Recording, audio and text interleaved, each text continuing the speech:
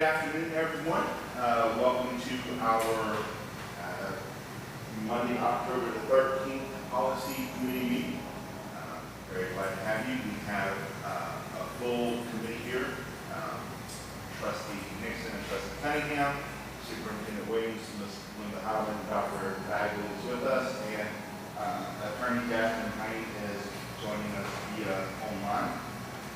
We have some staff here with us. We also have Trustee Whitkin is in the audience for our committee meeting as well. So we will go ahead and get started. We do apologize for the slight delay. We've had something come up, but we are all here now and ready to go. So we will call this meeting to order, and we will jump right in with item 1.02, policy DJ, the procurement code. Superintendent Williams, I know we've got some finance staff here today, so I'm sure you have them here for a reason, so I will just turn this over to you. Thank you, Madam Chair. I want to say good afternoon to everyone, and just wanted to let you know, board members, in your packet, you will have a listing of the current policies as they're currently written, and then you should also have the staff with revisions that have changes that are notated in red. So if you would look at the changes that are notated in red, where it says current policies with edits. And the first policy we're going to look at is policy DJ.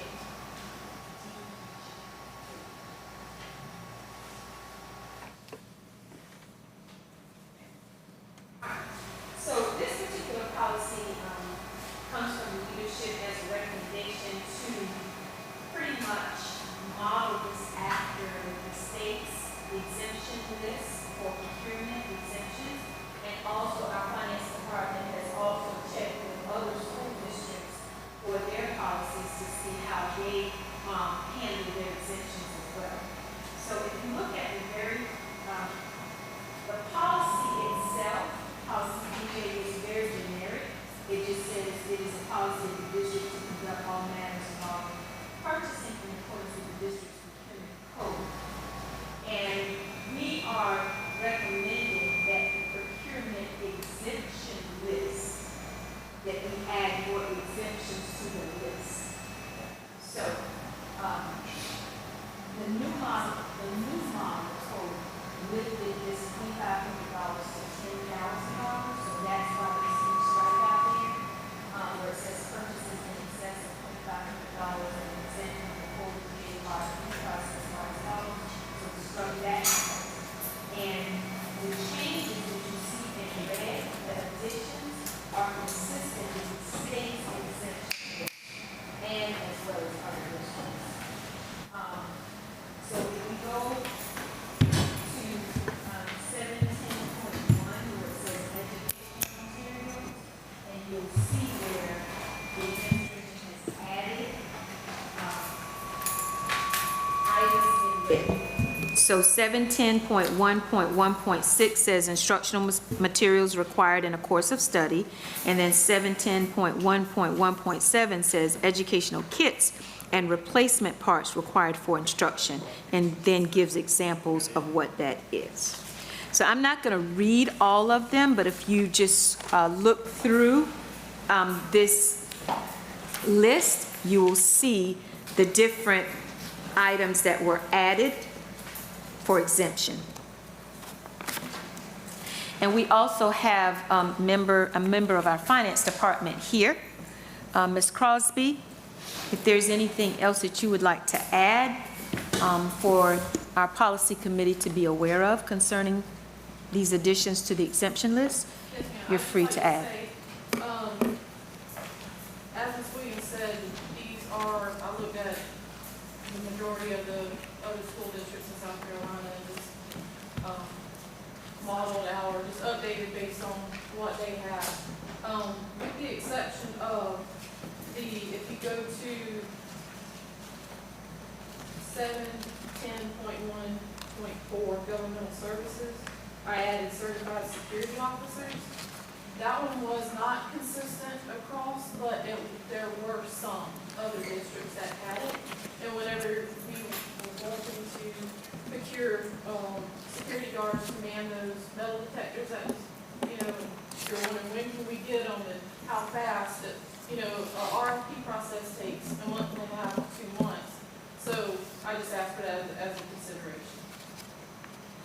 the other entries were consistent across the state. Question. Didn't we have, this is Cunningham, didn't we have security last year, beginning of this year, school? No, sir. We didn't have security at the, High school and middle school? yeah, No, sir. okay, I thought, We did last year.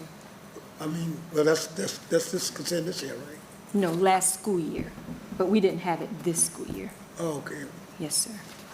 last year, okay. I was thinking this beginning of the school year, I thought we had them, because they was working the game, basketball game, so that was last year, correct?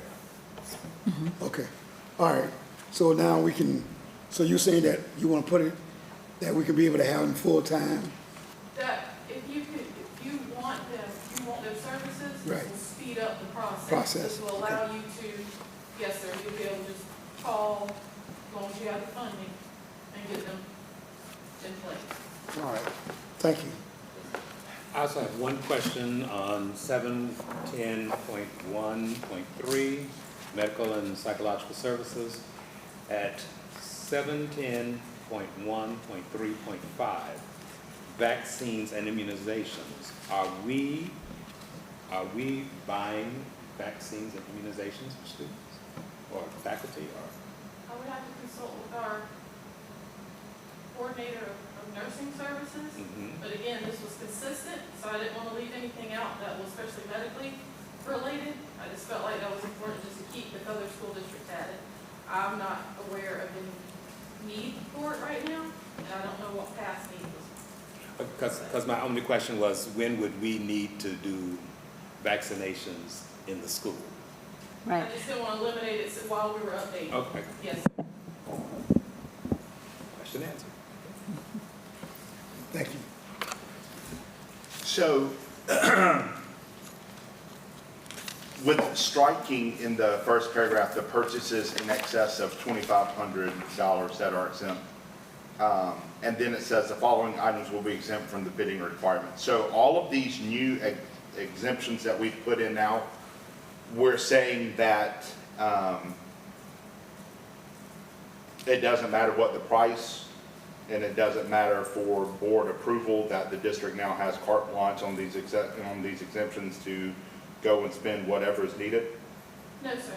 So that sentence was from the 2012 procurement code, was when it was a 2,500 threshold.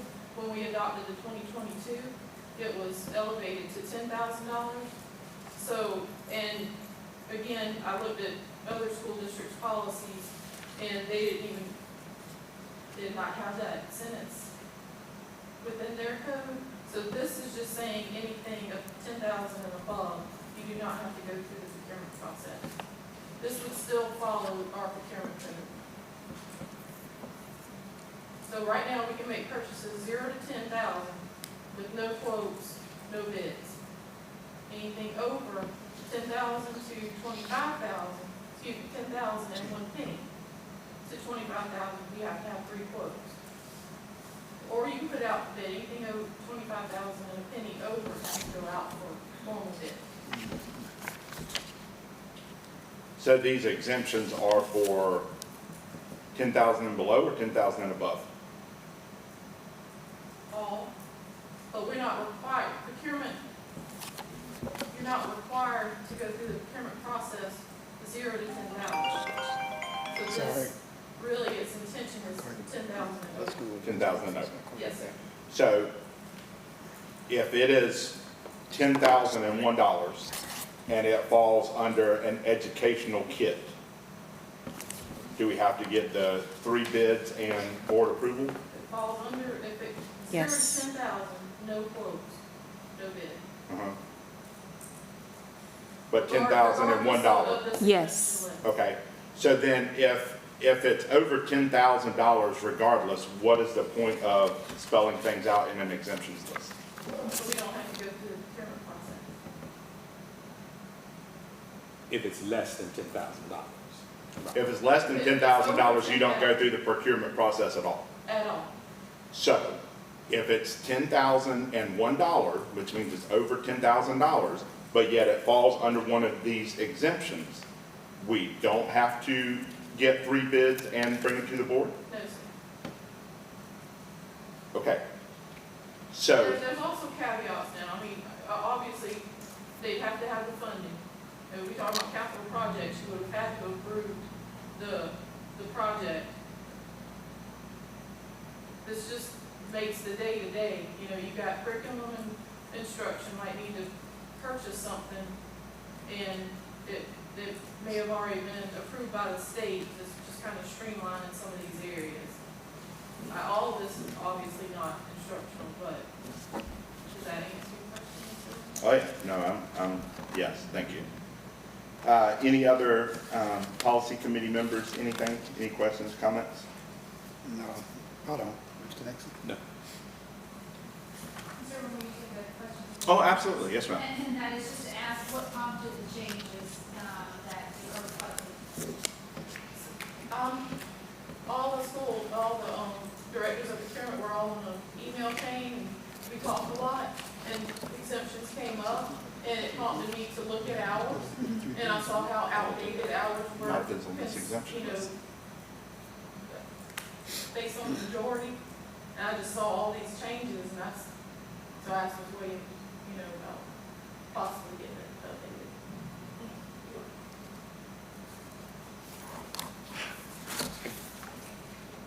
I guess I'm still a little confused. Okay. So, anything on this list, then we do not have to get bids for, Correct. period.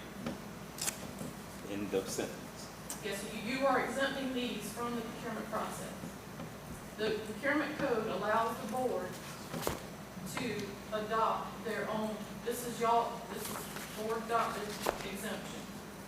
And any of these you don't want to deem necessary, you can strike off. Ms. Jasmine, just from a legal kind of point of view, do you have any kind of input on, not specifically what has been offered to us today, but as far as what other districts are doing, you know? So from just my own point of view, and I'm sure no one will be shocked to hear this, I have great reservations about this because I have great reservations about the ability to spend money without oversight and approval. So whenever we're talking about exemptions, that things over $10,000 we can just exempt and not have to get 3 bids, not have board approval, those kind of things concern me. But that aside, just from kind of other districts and a legal kind of viewpoint, can you give us kind of any insight into kind of what's been presented before us today? The mic, Mr. Chairman. You're muted. You're muted. She's muted. Now, Still can't hear you. she broke it. Let's see. There you go. Now we got you. Can you hear me now? Yes, ma'am. Okay, so, I was saying, not necessarily from a legal standpoint, but I think as Ms.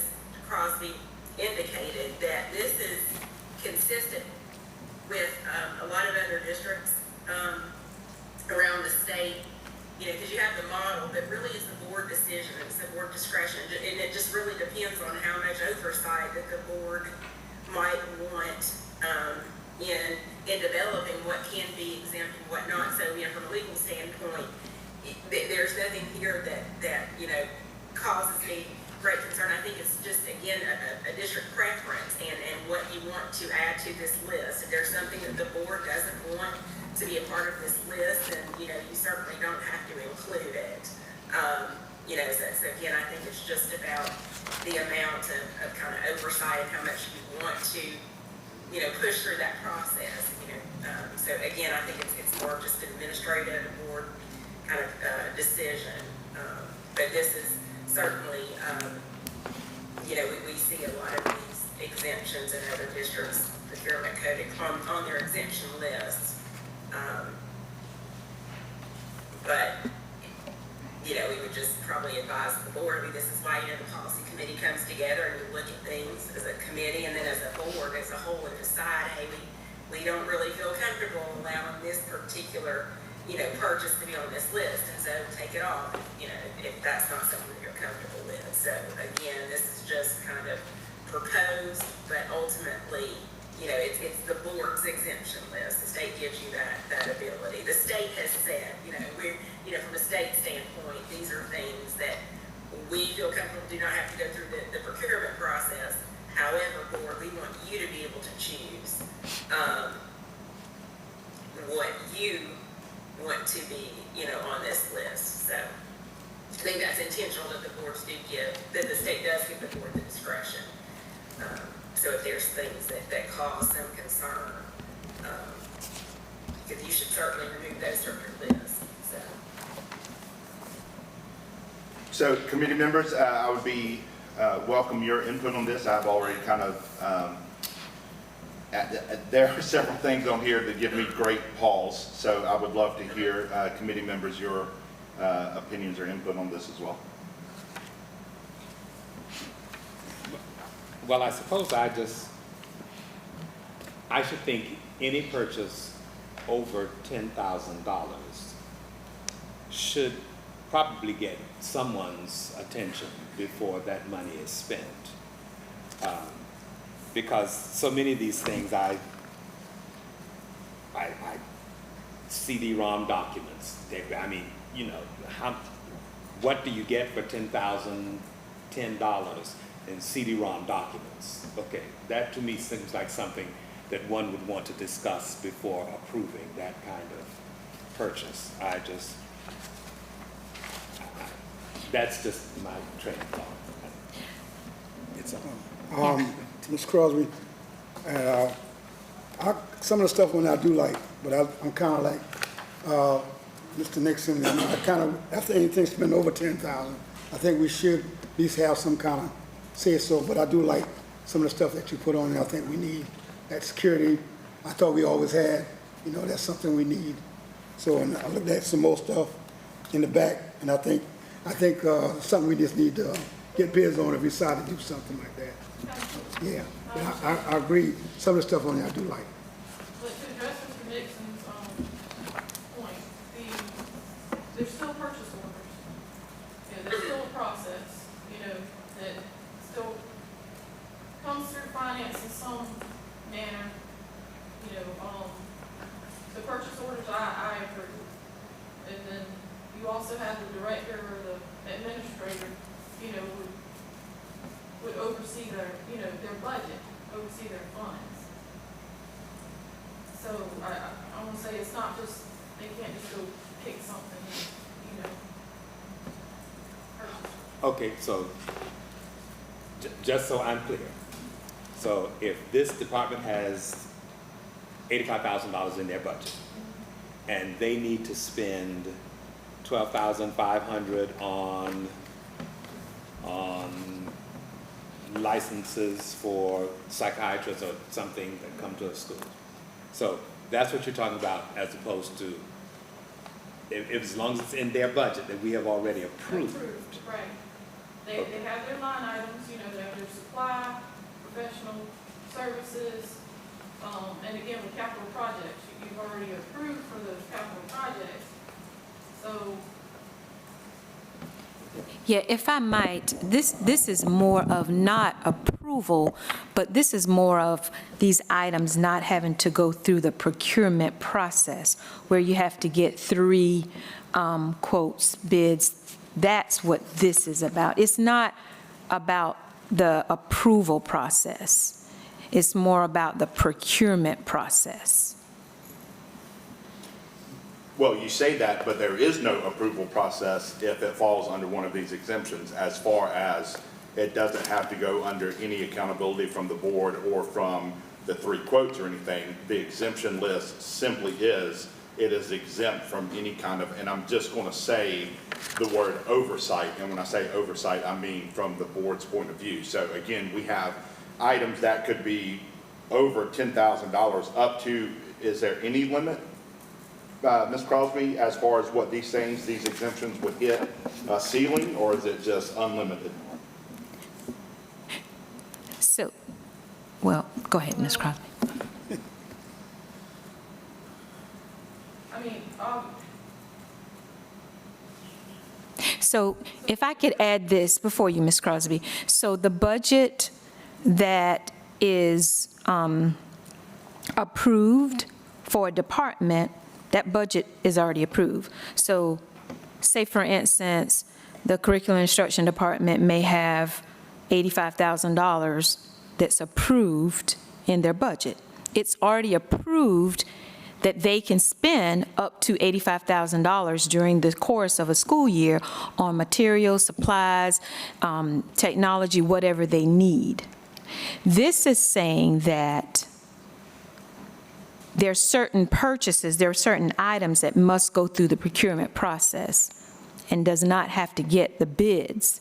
So that's what this is a listing of.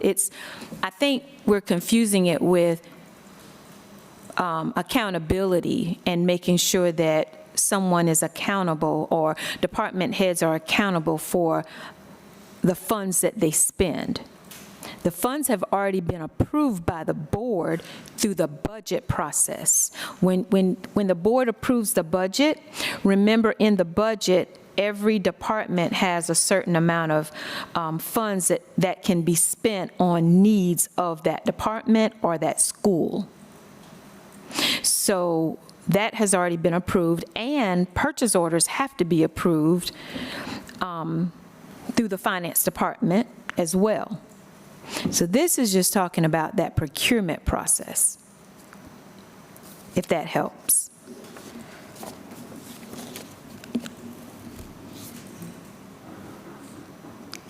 Anybody else, policy committee members? I don't want to beat a dead horse,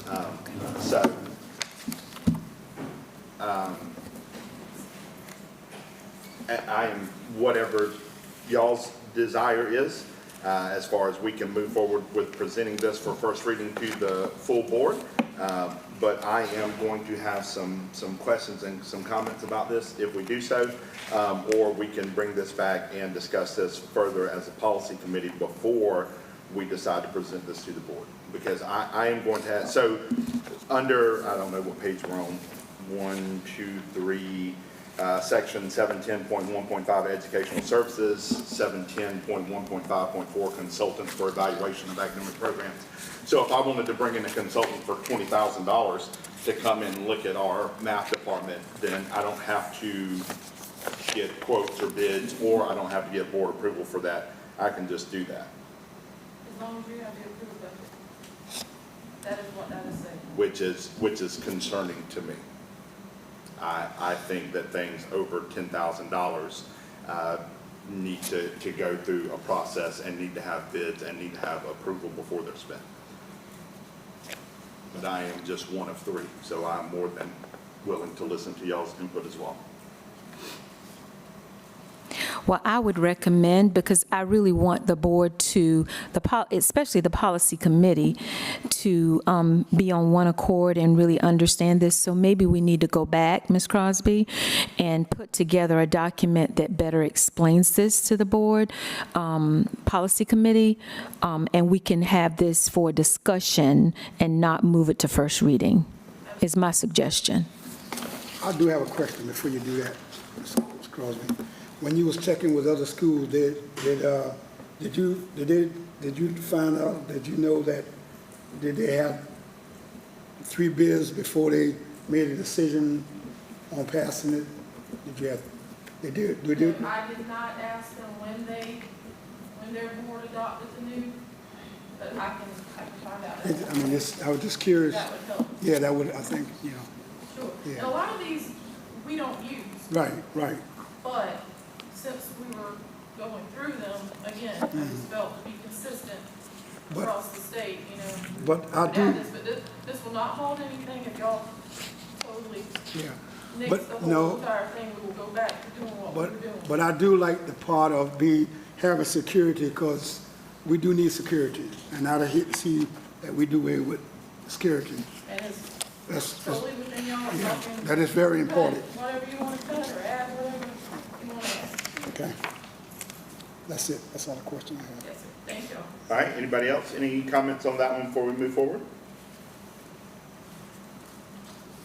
Policy item 1.03 is policy DGE purchasing, DJE purchasing. Okay? Yes, ma'am? All right, so policy DJE, purchasing policy, there's one recommendation from the administration for your consideration. And basically, it's to increase the purchase order approval limit from $500 to $2,500. And this would align with other procedures that the district has. For example, the P card procedure is an approval limit of $2,500. So the administration is recommending that we increase the purchase order approval limit to $2,500 so that there's consistency in practices and that staff members won't have to say, okay, what is the, one's 500, one's 2,500, one's 1,000, one's 200. So we wanted it all to be at $2,500. And we have also checked with other districts as well to make sure that this is consistent, and it is consistent. Actually, some districts have $10,000, which we, as the administration, thought was a bit too much. So we wanted to make it consistent at the $2,500. Ms. Crosby, do you have anything additional to add to that? Madam Superintendent, may I ask a question? Yes. Y'all said how much a P card was that you started off with, was 25? Yes, the P card limit for purchase orders is $2,500 for P cards. Okay, when they, because I've seen so much goes on with a P card that people get, some people misuse it, if I can say it that way. Now, who's have to answer to that if it comes back not like it's supposed to, like someone overspends? So that goes straight to the finance department, and then they in turn come to me and they let me know if there are any discrepancies. Excuse me. So if anybody that makes a purchase, intended purchase of 2,500 or over, they have to send us in writing the request. Tell us how Before much they they use it? want. Yes, sir. So we up the limit, and we have the ability to return it to its previous, let's say they ask for 3,500. They can only do it one time a day, any purchase over 2,500 to any single vendor. So let's say they want 3,500. So our system allows us to return it to the previous, the $2,500 default the next day. So we can date drive it so it doesn't stay there where they can consistently make that purchase. We also look at each week they're required to turn in their P card books. And so we review those and we report those to Ms. Williams, or I report to their administrator as well if there's some type of issue. Does that No. answer your question? Yeah, kind of, yeah. What, do y'all kind of know when someone using the P card, where they head, what they're going to buy before they spend it? They tell us. They tell us? Yes. Okay, thank you, Ms. Crosby. Yes. Mr. Nixon, anything? Yeah, that's- Okay. So what you're simply doing is just making certain that rather than having to get approval of anything over $500 on the purchase order, then it goes up to $2,500. So, Yes, sir. It's to streamline the process because there's a lot. I do understand. Yes, sir. I was a choral director. So when I tried to buy $700 worth of music, I had to jump through hoops and Yes, go sir. to Congress. Yes, sir.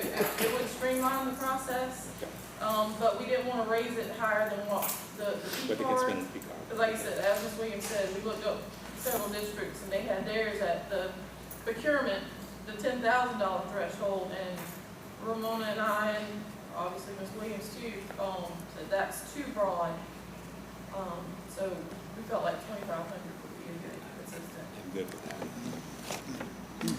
that. Who does this apply to? Who has the ability to do purchase orders up to $2,500? Because we're striking the language that says approved by the principal or department head. That's being stricken based on the revisions that were presented to us. So right now,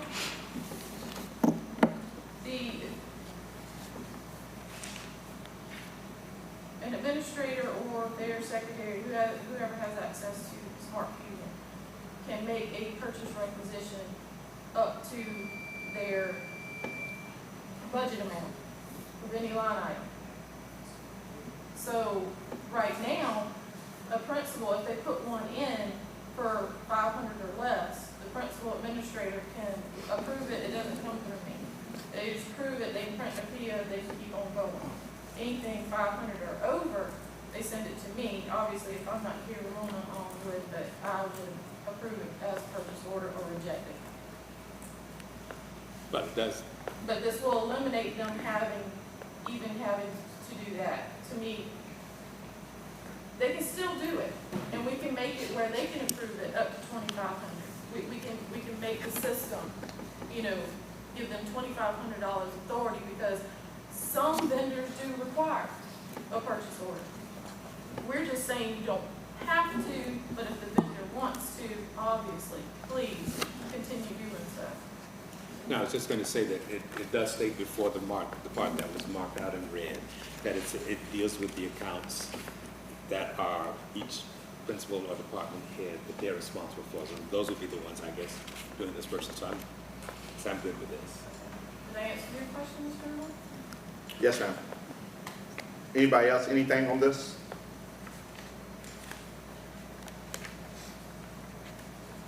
All right. So before you move on, Mr. Irwin, I just wanted to ask, is this policy, have we had enough discussion to move this to first reading? Or does the board need to come back at the next policy committee to discuss this more? I think I heard our committee members say that they were good with this, so yes. Okay. Thank you. All right, item 1.04, policy GCC, professional leave or staff leave and absences. Okay. This particular policy, if you look, I think on page 3 of this policy, there are some additional guidelines that the administration is recommending that we add to this policy. Basically, just adding more language here. We do have all employees can request to utilize their sick leave days, and we are requesting that this is added to the policy. Some of these recommendations we already do as a part of our normal procedures, but it needs to be in the policy. For example, all sick leave requests must be submitted through the district's designated absence reporting system. Currently, we use Frontline. We are now transitioning over to Red Rover. So this is just saying that if an employee needs to be out on sick leave, they are to submit their absence in the Frontline or Red Rover system, and it is subject to prior approval by the employee's immediate supervisor, except in the case of emergencies or unforeseen illnesses that an employee may have. The second paragraph basically says that if an employee anticipates being out for more than 3 days, 3 consecutive work days, they must complete and submit a formal leave of absence to their immediate supervisor, and they must contact the district's benefit specialist. Now, I just want to clarify, Ms. Williams, this says more than 5. So you have an updated one. It was placed in your folder, I think at the front of your folder, there's an updated one that says 3.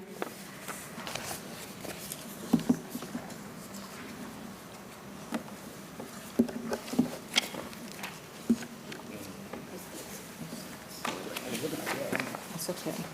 That's it. Yep, it's this one. Do you have it, Mr. Nixon? yes. Okay. And then there's also a sentence there that says, even though if an employee anticipates that they're going to be out for more than 3 consecutive days, that supervisors may require prior notification of absences that are less than 3 days. Anything that's anticipated. If you know you're going to be absent for less than 3 days, then that immediate supervisor may require that you notify them prior to your absence. Any questions concerning that?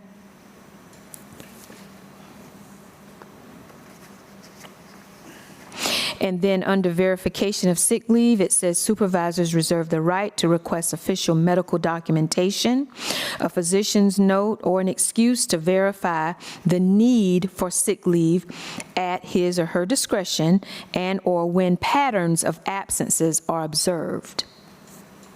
Failure to provide that requested documentation may result in the denial of sick leave, leave without pay, and/or may be subject to disciplinary review in accordance with district policy. So Superintendent Williams, I would love to hear the justification for that last part, the verification of sick leave. So the justification for this is that the district as a whole is experiencing lots of absences, staff absences. And we are trying to make sure that our employees are utilizing their absences in good faith. And that's the justification for these recommendations. So here's my issue, here's my concern. Mr. Nixon is our best choral teacher. Mr. Nixon has a bad week, kids are out of control, he feels like he's not getting any support from admin, and he just needs a break. He just needs a day off. And now we're saying that the principal, A, has the right to refuse that, and B, has the right to tell Mr. Nixon that he has to bring in medical documentation to support his absence.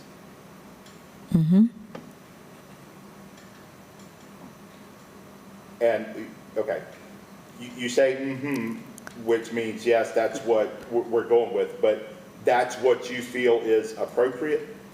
Yes, sir.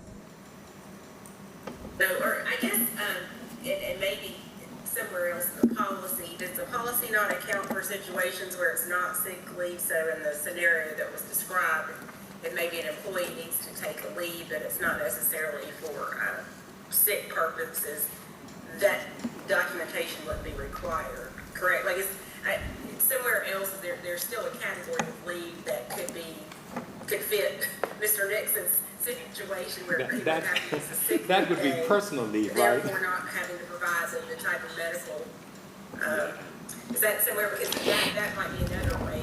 Yes, it could be, because this, yes, you're exactly right. I'm not sure which policy that would be. This policy under personal leave. It's under personal leave? I was looking at that. Okay, That'd be on the personal leave. yes. So, yeah, turn to page 4. No justification for that. And on the record, Mr. Nixon would tell that principal to go somewhere and sit down. But I do have a question, though, on page 3 of 6.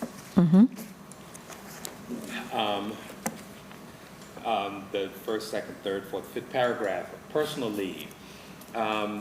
It says personal leave may not be taken during the first 5 days of student attendance of the school term.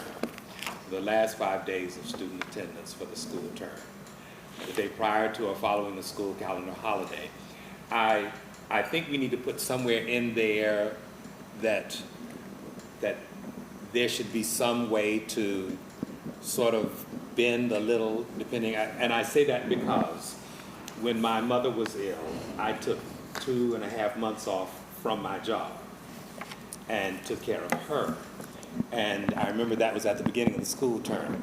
So I did go in the weekend before the school term began to get my room straightened out, but I was not there that whole first month and a half of school.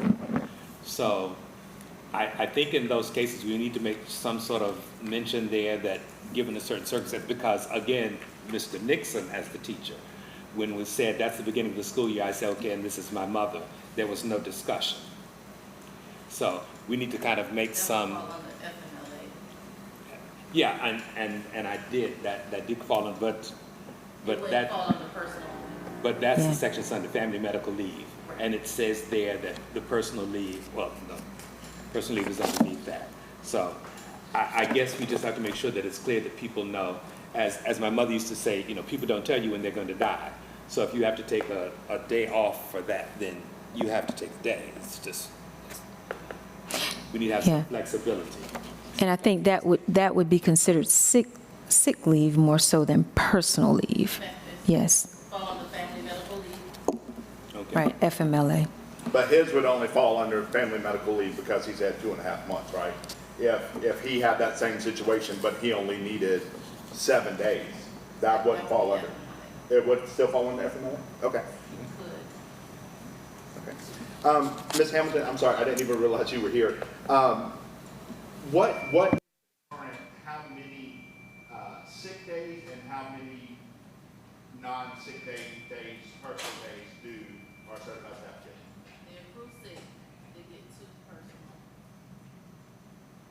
So they can accrue, it varies from person to person on how many they have. But how many do they get per year? They get 10 or 12?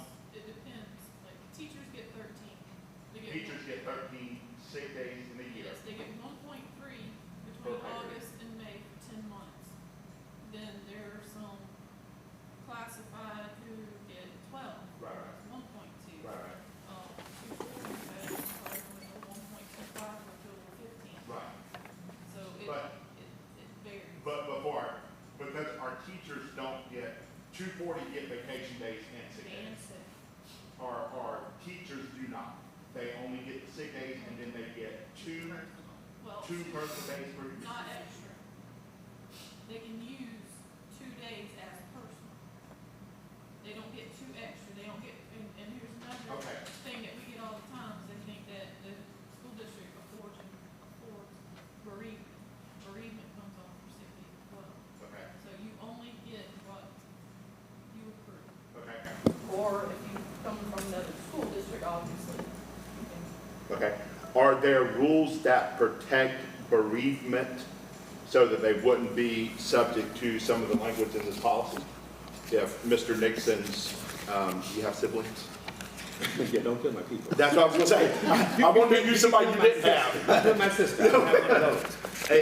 If Mr. Nixon's sister died on this past Friday, so then he would have taken this past Friday off. That falls on today being a holiday, a federal holiday, so he wouldn't technically be able to do that because of this policy. Is there rules that protect bereavement, or that just falls under the same rules as a regular sick day? It applies under the sick leave.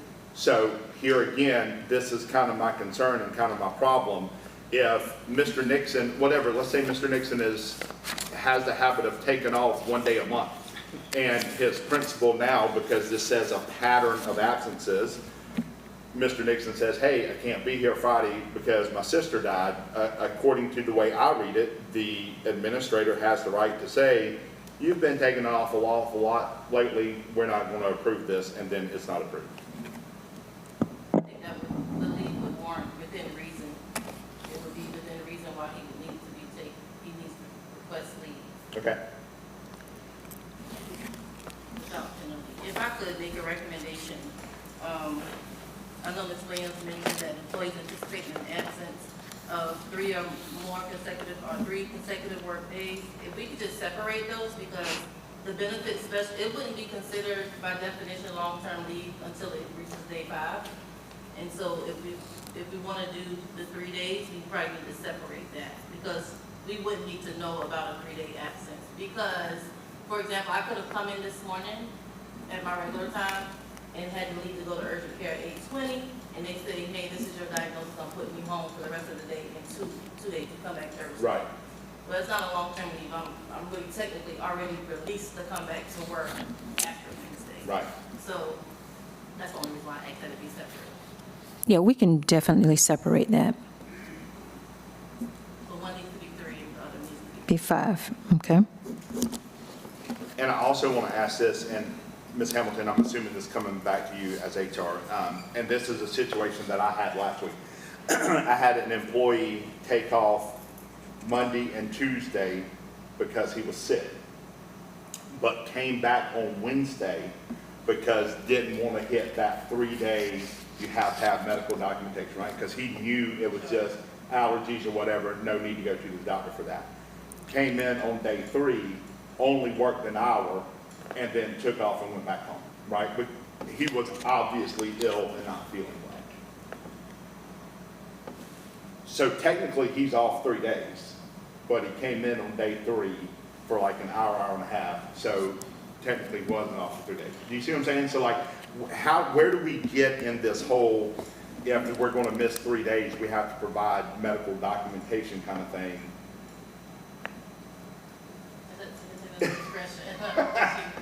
But do you see what I'm saying? I mean, again, stomach bug.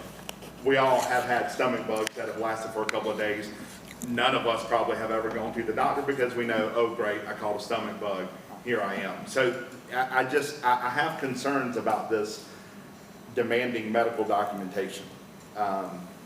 Just because, you know, COVID is going back around now. We have people all the time being diagnosed with COVID. So we know there's nothing you can do with it. You just have to kind of grin and bear it and get over it. I understand the reasoning that we need to dial in attendance and make sure our people are showing up, but I just don't know, there seems to be some. Where do you read that it mandates? Yeah. Reserve the right.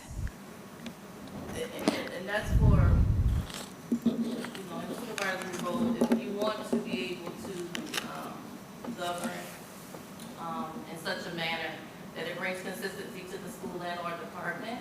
And so if you notice patterns, I think that was defined in here, then you certainly want to exercise your governing right to say, hey, I'm noticing every Thursday now you're taking off. So if you're going to be off again on Thursday, I'm going to need you to submit some documentation as to why you said that you're going to the doctor or you're taking your child to the doctor. And I would then quote this policy under the fact that I reserve the right as your supervisor because I'm noticing these patterns.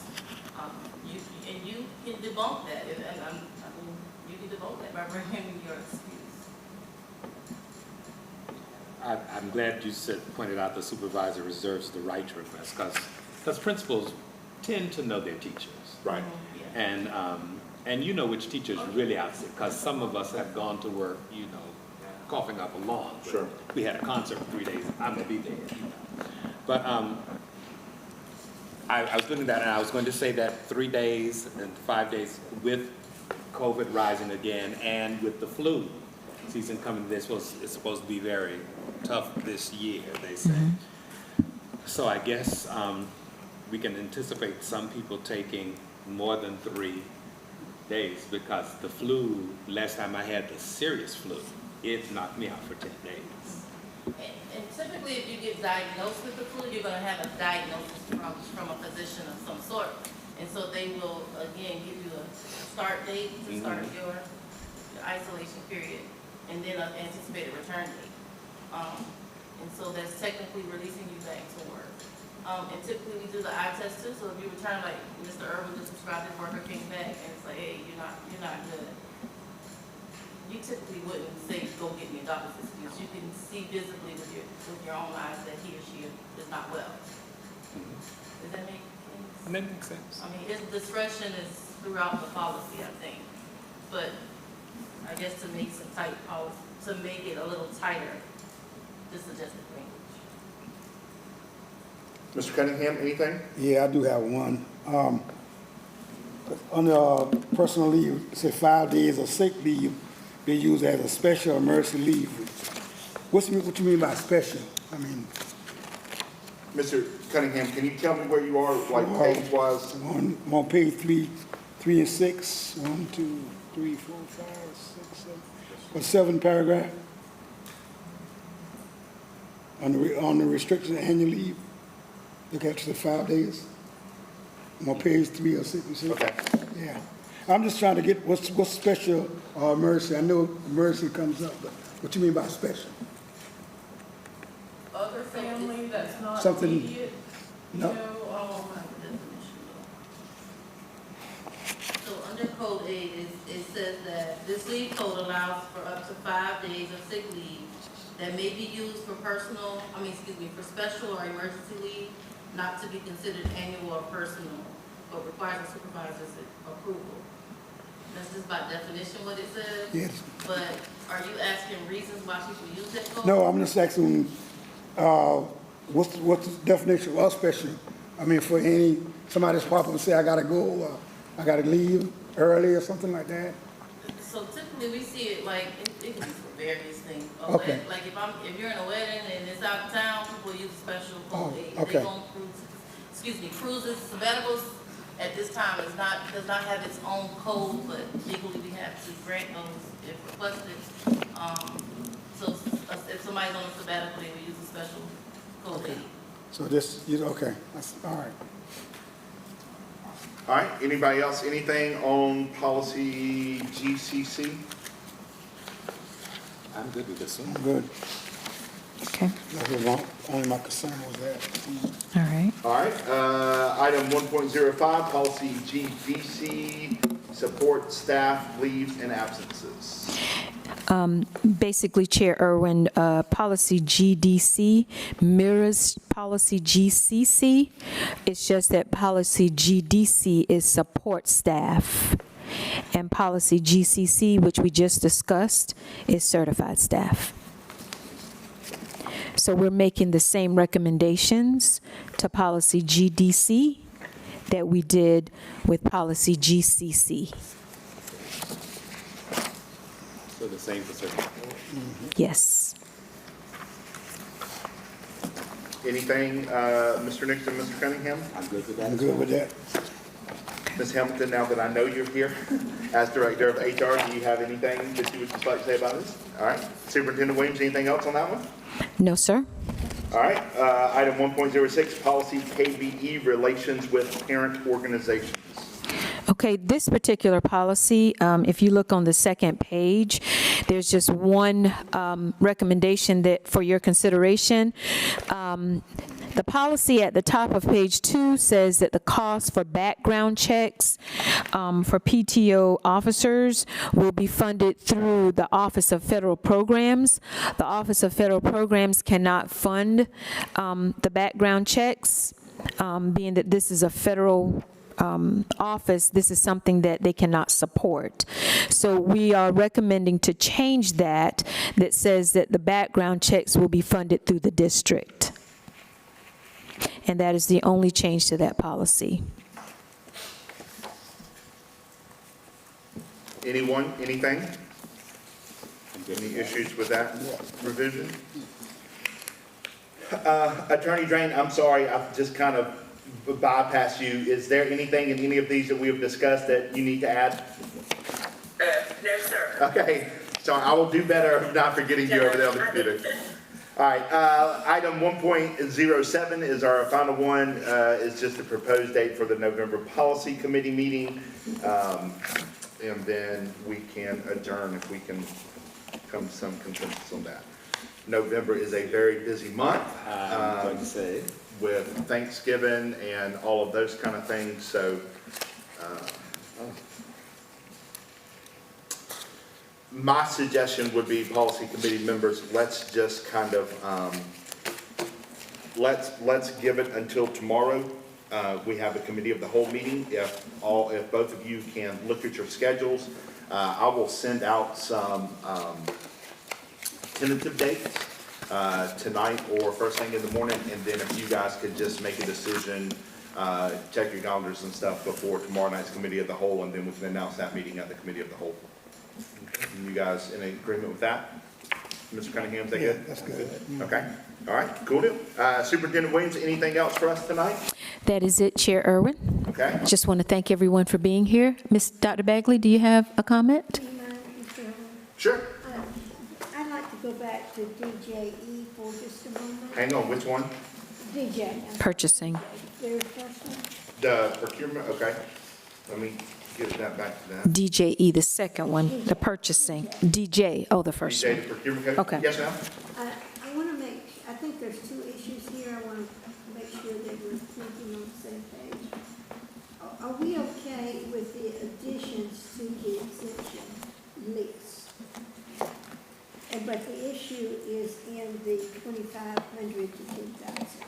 But we're okay with what's being added. This hasn't been updated since 2015.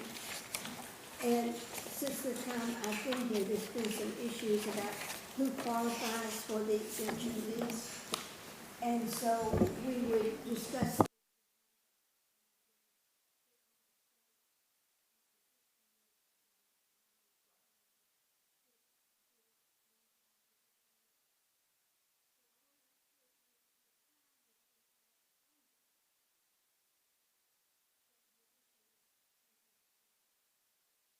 So just for my personal thing, I do have some issues with some of the exemptions that are listed, like Mr. Nixon brought up, like the immunization and vaccines and stuff like that. There are some things on there that I have some concerns with, and it's not just the 10,000 and above. There are some of those exemptions listed that I think are a little problematic. So, yeah.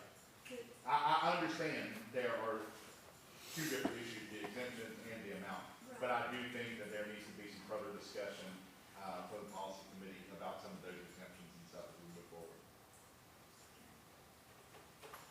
Anyone else, anything to add to that?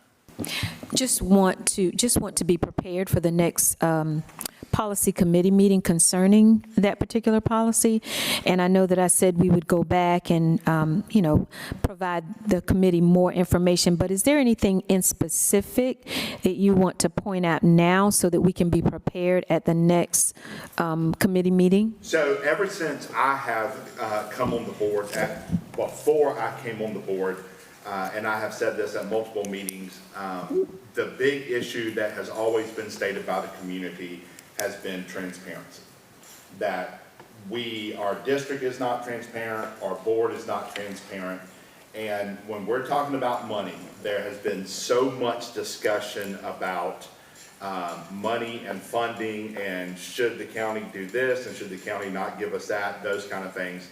I just think it would behoove this district to be more transparent and not have something where we're now saying that there are certain items that no matter how much they cost, don't have to get 3 bids and don't have to have board approval.